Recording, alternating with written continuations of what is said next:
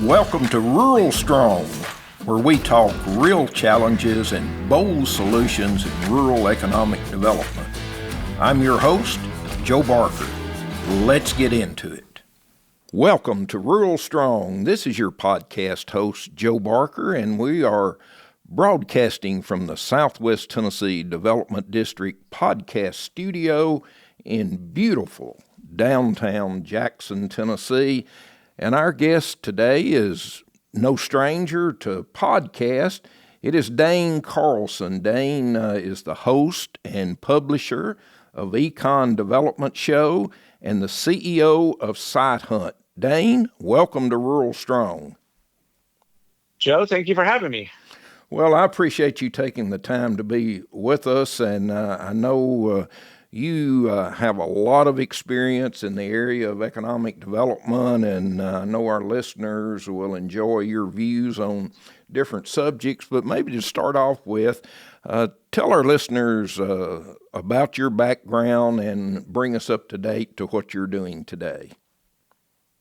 Sure, absolutely. So I was an internet entrepreneur in the early 2000s, and I had a lot of success. And I sold that business in 2015. And I looked at my wife and we looked at each other and we said, what are we going to do now? And we had moved to this small town just outside of Yosemite National Park in California, where my wife had grown up. And the local Chamber of Commerce job was available. And so I took that job. And I thought it'd be, I don't know what I thought it would be, but it wasn't anything like what I thought. I was the mayor, I was the de facto mayor of this small town running the Chamber of Commerce. I kissed a lot of babies and shook a lot of hands. And ultimately, I ended up sort of taking on economic development roles in this town. And I thought, you know what, this economic development sounds fun. I should learn more about it. So I went to the University of Oklahoma's Economic Development Institute and got some training and thought, this is really great. I like it. But California is not the place to do this. So I looked around for available jobs and I got recruited to Texas. I ran economic development for Galveston County. And I did a lot of recruited big industrial projects for our ports and tourism projects for the island. And I just thought it was great. But I was running business attraction for the entire county. And I'd bring in site selectors and developers, and they'd come to the cities, and the cities would not really know what their inventory was. They wouldn't know what buildings they had, what sites they had. And so I thought, how do we make this simple? And so I sort of thought about it and tried to do it manually, tried to prepare everything in advance, and that was impossible. And then a couple of years ago, I got the opportunity to sort of make a run at it full time. And I created this software called Sitehunt, which does everything that I did basically in my job to ID the sites and figure out everything about them. It does automatically using AI. So I do that full time now. And then during COVID, I created the Econ Dev Show because I like to talk to people and I was lonely. And I created this podcast and this newsletter, and it allows me the opportunity to talk to economic developers all over the country. And every week I publish a new podcast episode, and I publish 5 newsletters a week about different topics. And I just love it.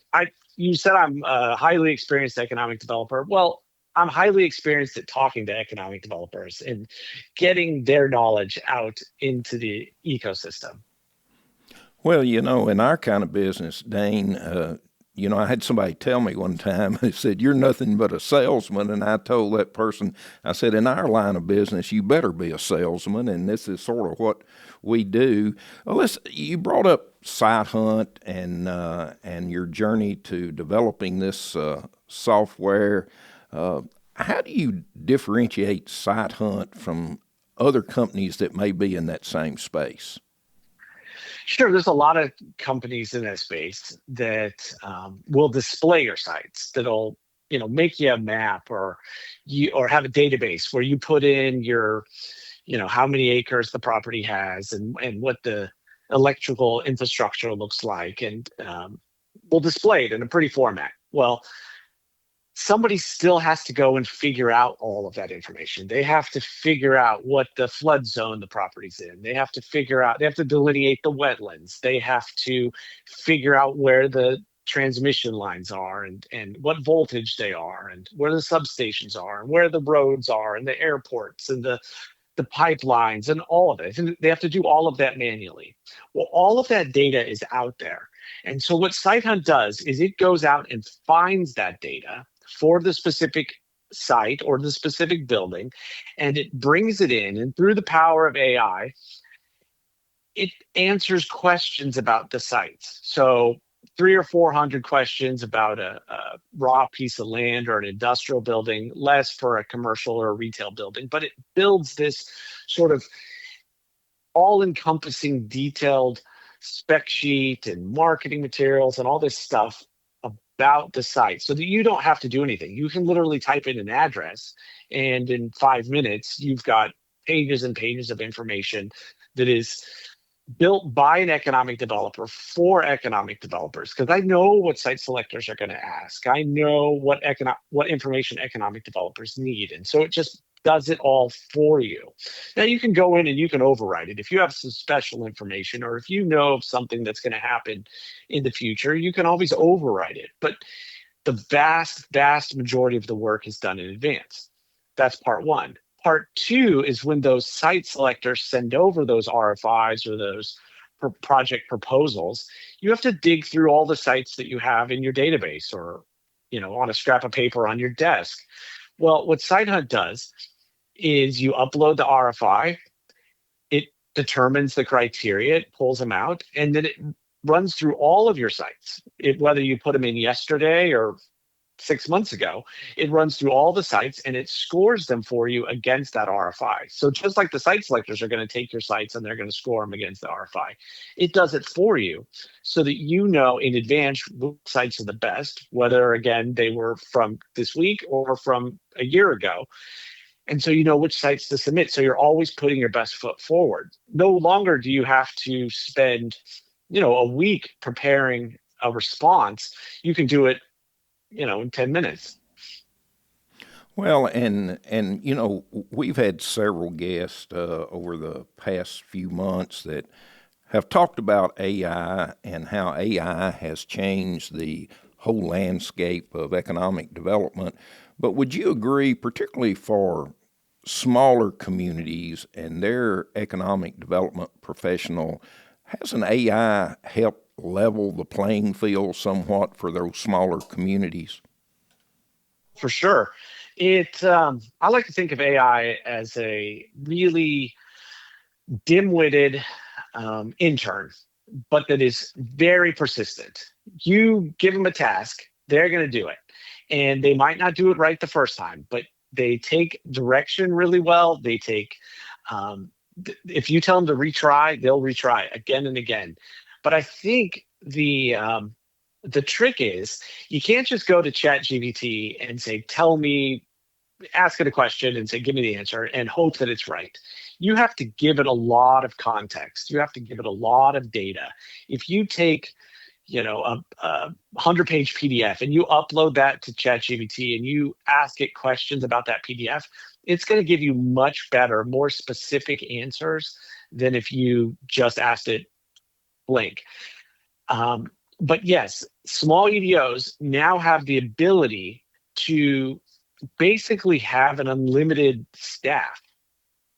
If they can give AI the right prompts, if they can feed it the right data, they can compete with anybody. I mean, I couldn't have put together Sitehunt over the last 2 years to the same degree that I have without this ability to count on the AI. Well, and I love talking to entrepreneurs and small business owners, and they all face challenges in trying to launch their product. What particular challenges did you face in trying to launch Sitehunt? Well, when it launched, it wasn't any good. I think that's the right. That's the if you're not launching your software, if you're not launching your product into the marketplace before it's ready, you're pretty much too late. And Sitehunt was kind of that way. At the beginning, I like to say that it was as smart as maybe a lazy commercial broker. If you were to call, a commercial broker and say, "Tell me about this property," they'd give you the bare minimum. And Sitehunt was like that, and that was the challenge. Additionally, in the time since we launched, I've discovered a lot of new data sources. We have a lot of new access to information that we didn't have, and AI models are 1,000 times better than they were 2 years ago. But also, economic developers are a rather conservative bunch. It's hard to get you to switch. It's hard to get you to try new things. You've got a workflow that works. It's difficult, but I did have certain challenges, right? I published the Econ Dev Show. I have a huge audience of economic developers that listen to the show, that read the newsletter. So it wasn't all bad. There was a lot of good. Well, are there any particular tools or platforms that you find indispensable in economic development? I like to keep abreast of what's going on in economic development. I think that it is really important to use LinkedIn. If you're not on LinkedIn and you're not reading the posts that people are sharing, other economic developers, about their challenges, about their trials, about their successes and losses, I think that you're really missing out. Economic developers need to have a CRM where they're keeping track of their contacts. They need to have a tool like Sitehunt or one of our competitors to keep track of their properties. They always recommend that economic developers start a podcast, to be honest. It's a great way to stay in touch with your community. It's a great way to interface, do those BR and E visits. If you call somebody up and say, "Hey, I want to interview you for a business retention and expansion survey," they might say no. But if you call up one of your local businesses and say, "We're starting a podcast and we want to talk about business successes in our community," nobody will ever say no. I think that's really underutilized because, when I started the Econ Dev Show, I didn't want to listen to my own voice. I didn't listen to my own episodes. Isn't that the worst when you start? It is. You never hear yourself until you do something like this. Exactly. And, we all get better with practice. And if I went back and I listened to those first episodes, they're garbage, but you just have to do it, right? I agree 100%. I found out in what I do and what we all do that feedback is sometimes it's very critical, but it's very important in growing whatever you're trying to do. And how important was the feedback you received in developing Sitehunt? I think without feedback, we would be all the way back at the beginning. Most of the features that I've added because customers have said, "We would really like it if it did X or Y, or this doesn't work the way that we feel like it should work, or this doesn't give us exactly the output that we want." I think that it's super important when you're creating a product, but it's also important in economic development. If you're not providing what the community needs, they'll tell you. Now, sometimes you want to listen very intently. Sometimes you want to let that kind of flow off your back. But feedback is kind of the name of the game. Well, let me ask you this. We have a lot of smaller economic development organizations that listen to our podcast, and just the basic website that an economic development organization develops, how important is that? I think that's probably as important, if not more important, than a telephone number. You need to have your location, name, and state at the top of the page so that everybody knows where we're looking at. You need a phone number and an email address so that somebody can get in contact with you. preferably a name. If you can include a photograph of the director or somebody on that page so that we know who we're talking to. Economic development is still a people, it's still a people business, right? We're still interacting with people. People and businesses do business with people they know and trust. And it's really important to have that just basic information, have a little bit of information about your community, have some information about your sites and what you have available. A lot of this data is out there, and big site selectors are going to pull it from big databases, but having a website, especially one that's updated and that looks like it was made, this decade, if not this century, will illustrate to the outside world that you're a community that wants to do business, that wants to participate in the reindustrialization of the United States and wants development and wants to do things. Well, when I began in this business many, many years ago, it was when you talk to prospective clients, site selectors, whoever they might be, you would get the phone call and then you would correspond and then there would be a site visit. But with today's technology, I found out that these site selectors and companies can find out more about your community with the available information that's out there than you even know about your community yourself. That's right. And that's kind of why I built Sitehunt, to sort of level that playing field. I saw that site selectors and businesses, they have resources, they have deep pockets, they have access to data that local economic developers didn't have. And so what Sitehunt does is it gives the local economic developer information that the site selectors and the developers don't have, so that it puts you in the driver's seat. They have to contact you because you have information that is ungoogleable. If they can't find it on the internet, they're going to go to you. And so it's a real challenge because, again, they have the deep pockets, they have the resources, and then they come to the local economic developer and they say, hey, tell me about the electrical availability at this site. And the local economic developer then has to reach out in the old way, had to reach out to the utility company and try to get some information out of them. And they have long range plans, and they have electricity that is already sort of accounted for in the future, and they don't want to share that information, or they can't share that information. It's a really difficult thing.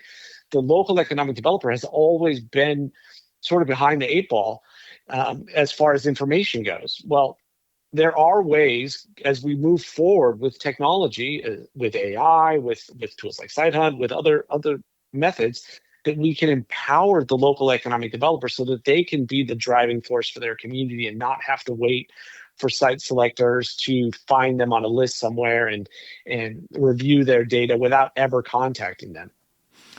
We're visiting today with Dane Carlson, who is the host and publisher of Econ Dev Show and the CEO of Sitehunt. And Dane, let's just talk a little bit about economic development in general. What are some of the emerging trends that you see in your Sitehunt business and with the economic developers and businesses you visit with? Well, I think the biggest thing is the challenge that we're all facing. If you'd have asked us before the pandemic what the big challenges that economic development would, as an industry, would be facing, nobody would have said childcare, housing, workforce, and healthcare. And yet, every community, no matter their size, if you had to ask them, those are the big ones. And it's interesting because if you look at childcare, for instance, and you look at females in the workforce, that can be such a huge determining factor in a community. We've been talking a lot with different organizations, and they're talking about maybe in the past they've had workforce training programs, and they've had other things of this sort, maybe building industrial complexes to lease out. But I've heard suggestions that places are now creating daycares and creating housing for their workforce. And these are not things that we ever would have possibly imagined. And not only just now are the organizations like the IEDC and others sort of taking these on as and recognizing that these are trainings that economic developers need to have and need to know about, need to always be thinking of, because they're universal, whether you're a small community or a large community. Well, I agree 100% on the importance of child care as part of your economic development recruitment strategy.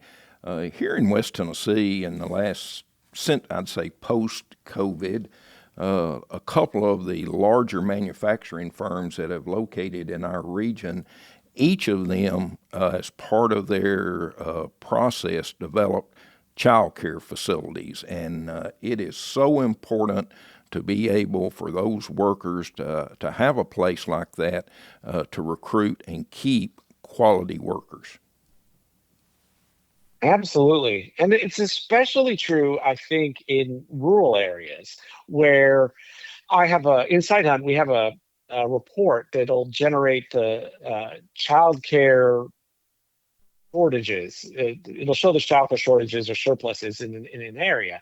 And it's really amazing. I had no idea before I put it together that so many places have such huge disparities between the number of children in the community and the available childcare, and then of course the costs.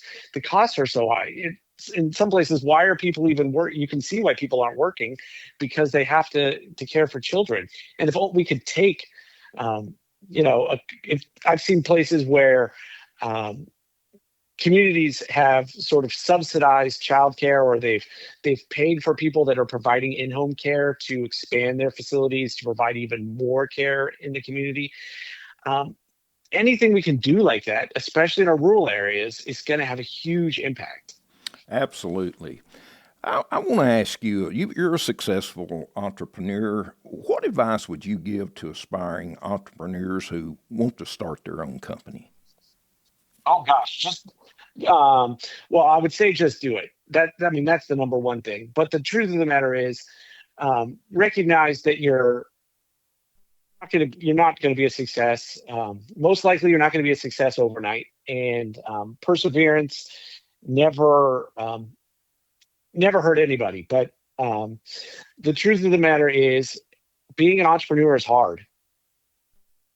A good idea is not enough. Execution is what matters. If you were to make a formula, a good idea is probably worth 1, and execution's probably worth 100. And you have to multiply those two things together to get a result. And so it doesn't matter how good your idea is, it's all about execution. Well, and if you had to pinpoint maybe 2 or 3 things that really causes entrepreneurs to fail, what would those be? I think they didn't set aside money to live on. A lot of entrepreneurs run out of money. They have to give up before their success. A lot of entrepreneurs do everything that they maybe imagine seems like entrepreneurship in advance. Like maybe they incorporate, maybe they get a business name and they hire an accountant and they get business cards and they, they join the Chamber of Commerce. They do all these things before they have a sale. It's really important to go out and sell your product and service to somebody who's not your mother before you do any of the rest of this stuff. Make sure there's a market for what you do. I think those are the 2 big ones. Make sure you have some money saved so that when you're not a success overnight, that you can keep going, and don't do all the things that you want to do. Don't pretend to start a business before you actually do. I remember when I went to work for the state of Tennessee Department of Economic and Community Development, one of the first meetings we had with the governor at the time is, never will forget, he asked me, he said, how many of our communities have a plan? And I sort of stuttered a little bit, and I said, well, I probably some of them do, but I would dare say that most of them do not. And the governor at that time was a very successful businessman. And he looked at me and he says, I'll tell you, Joe, he says, I know of no business that's ever been successful without a plan. How can we expect our communities to be successful without a plan? So if you're going to be a successful entrepreneur, you need to have a plan, correct? That is 100% correct. You absolutely have to have a plan. But, no plan has ever survived contact with the enemy. So be prepared to, and this is true in business and in economic development, be prepared to pivot and to change it as necessary, because what you think the market wants may not be what the market wants. And it's true in economic development. What you think your community's strengths are today might not be what your community's strengths are tomorrow, and you might need to pivot. Absolutely. Well, in the couple of minutes we've got left, let's talk about the Econ Dev Show and your newsletter. Tell our listeners a little bit about that. So I publish the Econ Dev Show podcast every week. It comes out Monday morning at midnight, 12:01 a.m. And in it, I interview economic developers from all over the country, whether they're one-man operations in the Midwest or they're running the Topeka partnership, the Greater Topeka partnership that I interviewed this last week. And we just talk about how they got into the industry, because no economic developer ever went to college thinking they would be an economic developer. We talk about their wins, their losses, lessons they've learned along the way. And it's just a fun sort of light, easy listen. Economic developers from all over the country and now all over the world listen, and it gets exposure for your organization and for yourself. But it's just a way to stay connected to other economic developers, because this economic development can be a really lonely job, especially if you're in a community where there's some pushback, or maybe you're working with a limited budget. And just being able to hear what other people are up to is I think really empowering. So I do that on Monday. And so there's a newsletter that comes out on Monday that announces that. On Tuesday, it's usually a tool. I mentioned it, have a newsletter about a tool, or it's about Sitehunt, or it's something. On Wednesday, I publish a newsletter where I highlight economic developers that have been in the news that week. So if you were mentioned in your local paper or what have you, there'll be a blurb, and it's kind of broken up by state, and it talks about what happened with different economic developers and organizations all over the country. On Thursday, I publish the things economic developers need to know this week. It's full of charts and graphs and some interesting videos, maybe links to different podcasts and some stories. And I use that as something to give economic developers something to give to their board members, because board members sometimes in some organizations, they don't feel really connected to what's actually happening, on a national level. They want to know about what economic development is happening around the world and across the country, and this just gives them things to share. So that's Thursday. And then on Friday, I publish the Econ Dev Show jobs newsletter, where I share available jobs from across the industry, across the country. Well, you're a busy man, and I feel like I'm talking to a soulmate here, because we love economic development, and we love giving information to our colleagues out there. Last thing, if our listeners want to find out more about Sitehunt, how do they get in contact with you, or go online and get more information? Sure. Well, I'm very active on LinkedIn, so they can find me, Dane Carlson, on LinkedIn. They can find information about Sitehunt at Sitehunt, SITEHUNT.io, or they can go to the Econ Dev Show, which is econdevshow.com. Thanks, Dane. You've been a great guest. We appreciate you taking the time to be with us, and hopefully we can follow back up in the future and see how Sitehunt is going and what's going on in your world. Absolutely. And I'd love to have you on the podcast at some point in the future as well. Just let me know. I'm available. I know the pay's good. That's right. Have a great day. You too. Thank you so much. Thanks for joining us on Rural Strong. If you found this helpful, share it and follow the show for more insights from rural leaders making a real difference. Until next time, stay rural strong.